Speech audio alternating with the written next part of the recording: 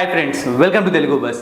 T20 world cup చాలా బోరింగ్గా జరుగుతుంది. నాకు తెలిసి మనం చూసిన అన్ని T20 వరల్డ్ కప్లో కల్లా అతి ఎక్కువ బోరింగ్ ఇదే అనిపిస్తోంది. అయితే మొత్తానికి టీమిండియా సూపర్ 8 స్టేజ్కి వెళ్ళిపోయింది. అండ్ సూపర్ 8లో ఎవరితో ఆడుతుందో కూడా అందరికీ ఒక క్లారిటీ వచ్చేసింది అనమాట. ఇప్పటివరకు ఉన్న సీడింగ్స్ ప్రకారం అయితే ఆస్ట్రేలియాతో, బంగ్లాదేశ్తో అండ్ ఆఫ్ఘనిస్తాన్తో ఆడే అవకాశం ఉంది. 99.9% ఇదే జరుగుతుందన్నమాట. ఎందుకంటే ఇది ప్రీ సీడింగ్ టోర్నమెంట్, అంటే ముందే ఫిక్స్ చేశారనమాట ఎవరితో ఎవరు ఆడాలని చెప్పి. బట్ ఈ న్యూజిలాండ్ అండ్ అలాగే కొన్ని ఇంపార్టెంట్ టీమ్స్ బయటకు వెళ్ళిపోవడం వల్ల ఇవి కొంచెం మారుతున్నాయి అనమాట, అంతే, అంతకుమించి గేమీ లేదు. అయితే మనం 2025 world cup updates, important updates అనమాట, ఒక 5 తెలుసుకోబోతున్నాం వీడియోలో. ఖచ్చితంగా మిస్ అవ్వకుండా చూడండి. మీకు ఇష్టమైన అప్డేట్స్, మీకు ఇష్టమైన ప్లేయర్స్ గురించి చాలా ఇంపార్టెంట్ న్యూస్లు మీకు ఇక్కడ తెలుస్తాయి. అయితే వెంటనే తెలుగు బస్ టెలిగ్రామ్ ఛానల్లో జాయిన్ అవ్వండి. డిస్క్రిప్షన్ బాక్స్లో లింక్ ఉంది. ఎందుకు జాయిన్ అవ్వాలి అంటే మనం క్రికెట్ అప్డేట్స్, అంటే ఇప్పుడు ఇక్కడ మనం చెప్తున్న అప్డేట్స్ చాలా వరకు కూడా అప్పుడప్పుడు మనం కొన్ని టెలిగ్రామ్ ఛానల్లో ప్రొవైడ్ చేసాం, కొన్ని అయితే మిస్ అయి ఉండొచ్చు. సో అందుకే టెలిగ్రామ్ ఛానల్లో ఉండమని చెప్తూ ఉంటాను. అలాగే మీకు మ్యాచ్ ప్రిడిక్షన్స్ కూడా మనం ఎటువంటి అమౌంట్ తీసుకోకుండా ఫ్రీగా ప్రొవైడ్ చేస్తూ ఉంటాము. సో ఫస్ట్ నేను ఒక ఇంపార్టెంట్ అప్డేట్తో స్టార్ట్ చేస్తాను అనమాట. రవిచంద్రన్ అశ్విన్ ప్రెసెంట్ 2024 ఐపీఎల్ చూసాము అంటే రాజస్థాన్ రాయల్స్ టీంలో ఉన్నాడు. అయితే 2025 ఐపీఎల్కి ఇతను సిఎస్కే టీంలోకి వెళ్ళే అవకాశం క్లియర్గా కనిపిస్తుంది.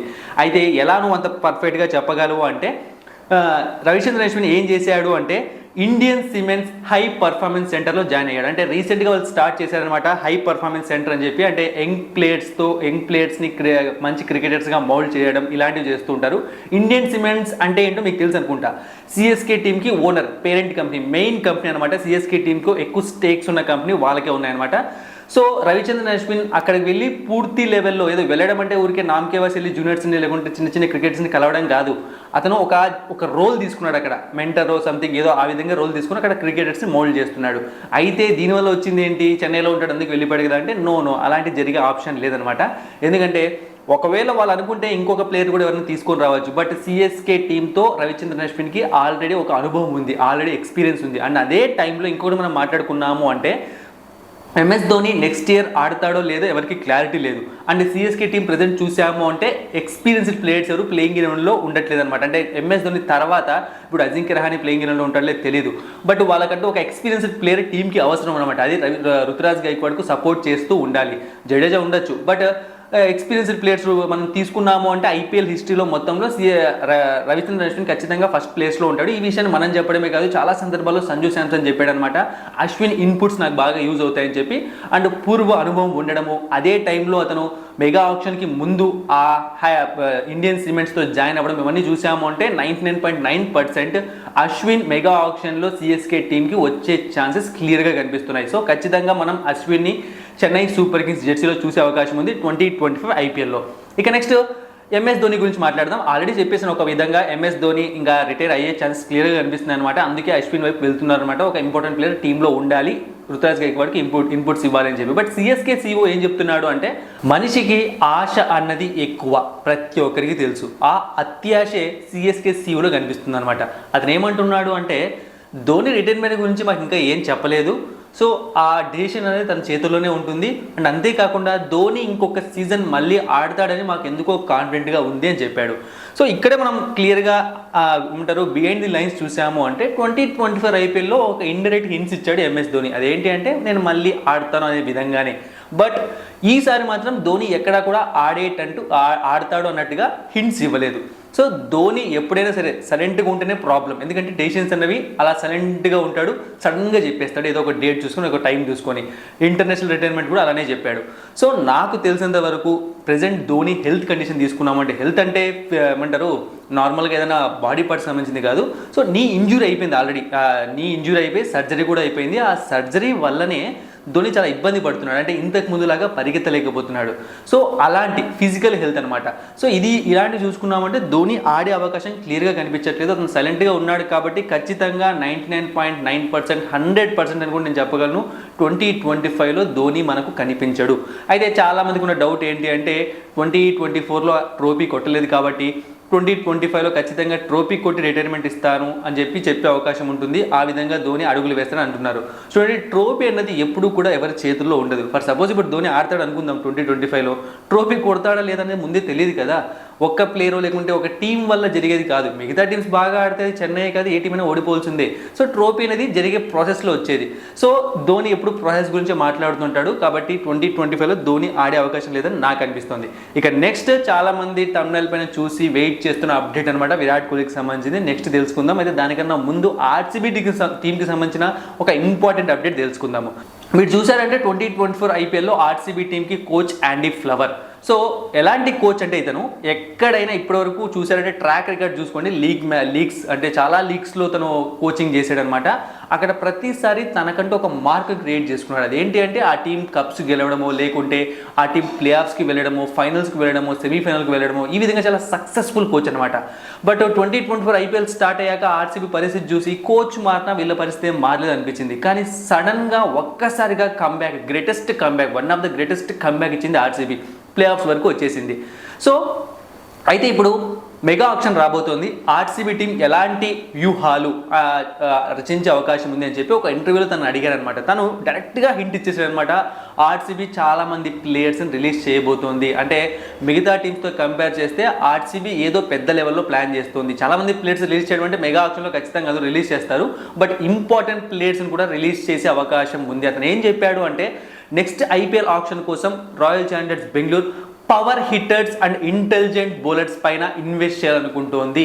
సో చూసారు అంటే పవర్ హిట్టర్స్ అన్న వాళ్ళు ఆర్సీబీ టీంలో కొంతమందే ఉన్నారనమాట. For suppose Will Jacks, Glenn Maxwell, వీళ్ళనే మనం పవర్ హిట్టర్స్గా చూస్తాం ఇంటర్నేషనల్ ఫార్మాట్లో.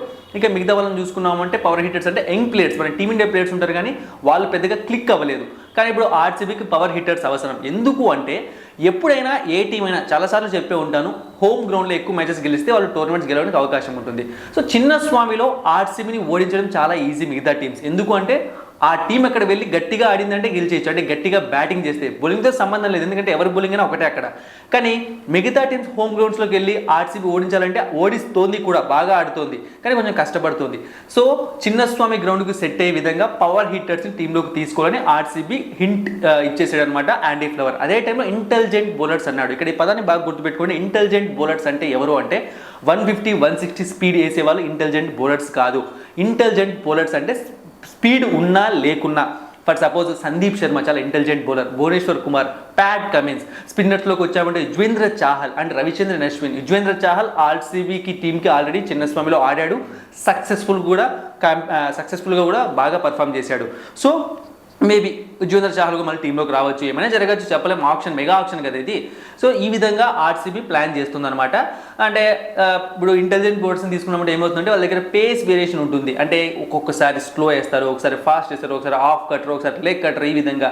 బట్ పేస్ బౌలర్స్ దగ్గర in swing and of swing ఇలాంటివి మాత్రమే ఎక్కువగా కనిపిస్తాయి మనకు, అంతకుమించి వాళ్ళ దగ్గర పెద్ద వేరియేషన్స్ ఉండవు. సో ఆ పేస్ బౌలింగ్ అనేది చిన్నస్వామికి సెట్ అవ్వదు. సో అందుకే ఇంటెలిజెంట్ బౌలర్స్ పైన, పవర్ హిట్టర్స్ పైన, అంటే పిచ్చికి సరిపోయే వాళ్ళని తీసుకోవాలని చెప్పి యాండీ ఫ్లవర్ ఒక హింట్ ఇచ్చేశాడు. సో ఈ విధంగా అందుకే అనిపిస్తుంది అనమాట చాలా ఇంపార్టెంట్ ప్లేయర్స్ బయటకు వెళ్ళే అవకాశం ఉంది. ఇక నెక్స్ట్ మనం కెప్టెన్సీ విషయానికి వద్దాం.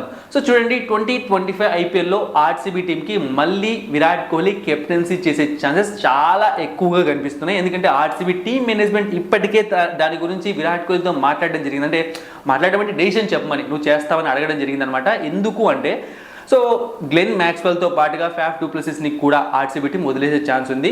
అంటే ఆక్షన్లోకి లేకుంటే అది ఏ విధంగా జరగచ్చు. మేబీ ఫ్యాఫ్ డు ప్లెసిస్ కూడా ఆడకపోవచ్చు ఇక టోర్నమెంట్స్. సో ఈ విధంగా డెసిషన్స్ వస్తాయి, కొన్ని రోజులు మనకు తెలుస్తాయి అన్నీ కూడా.